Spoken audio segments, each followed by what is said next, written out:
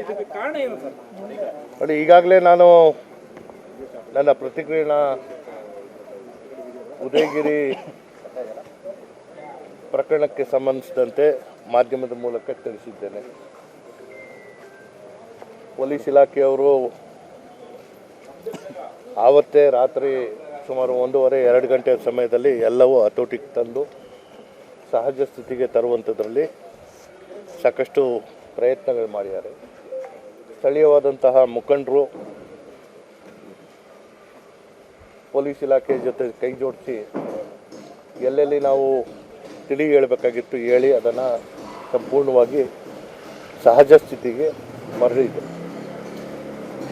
ನಿನ್ನೆ ಮತ್ತು ಮೊನ್ನೆ ವಹಿವಾಟುಗಳೆಲ್ಲ ಸಂಪೂರ್ಣವಾಗಿ ಸ್ಥಗಿತಗೊಳಿಸಿ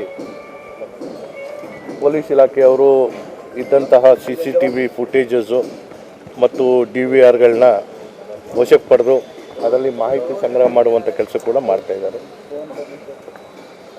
ನಿನ್ನೆ ಜಿಲ್ಲಾಧಿಕಾರಿಗಳು, ಪೊಲೀಸ್ ಆಯುಕ್ತರು ಮತ್ತು ಪೊಲೀಸ್ ಇಲಾಖೆಯ ಅನೇಕ ಅಧಿಕಾರಿಗಳ ಜೊತೆಗೆ ಮಾತಾಡಿ ನನ್ನ ಕ್ಷೇತ್ರ ವ್ಯಾಪ್ತಿಗೆ ಬರುವಂತಹ ಎಲ್ಲ ಪೊಲೀಸ್ ಠಾಣೆಗಳಲ್ಲಿ ಒಂದು ಶಾಂತಿ ಸಭೆ ಮತ್ತು ಇವತ್ತು ಏನು ಶಾಬಾನ್ ಹಬ್ಬದ ಪ್ರಯುಕ್ತ ಯಾವ ರೀತಿ ನಡ್ಕೋಬೇಕು ಅನ್ನೋದನ್ನು ಎಲ್ಲ ಠಾಣೆ ವ್ಯಾಪ್ತಿಯಲ್ಲೂ ಸಭೆಗಳನ್ನ ನಡೆಸಿದ್ದಾರೆ. ನಿನ್ನೆ ಸಂಜೆಯಿಂದನೇ ವಹಿವಾಟುಗಳು ಕೂಡ ಯಥಾವತ್ತಾಗಿ ಹಿಂದೆ ಇದ್ದಂತಹ ಒಂದು ವಹಿವಾಟಕ್ಕೆ ಅನುವು ಮಾಡಿಕೊಡುವಂಥ ಕೆಲಸ ಕೂಡ ಮಾಡಿದ್ದೇವೆ.